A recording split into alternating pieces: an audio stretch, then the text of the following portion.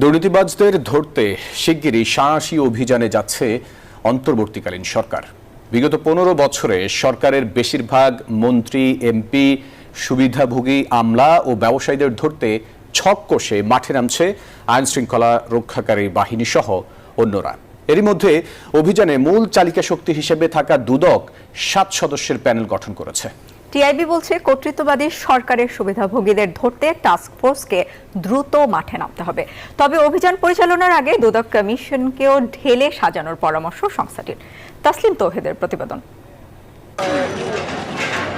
১/১১ সেনা সমর্থিত তত্ত্বাবধায়ক সরকারের সময় সন্ত্রাস ও দুর্নীতি বিরুদ্ধে সাঁড়াশি অভিযান চালানো হয়। তখন আতঙ্কে দুর্নীতিবাজদের অনেকেই রাস্তায় গাড়ি ও টাকার ব্যাগ ফেলে পালিয়ে যাওয়ার নজির আছে। এনজিওর কিস্তি প্রথমবার বিকাশ পেমেন্ট করলেই 20 টাকা ইনস্ট্যান্ট ক্যাশব্যাক। সারা জাগানো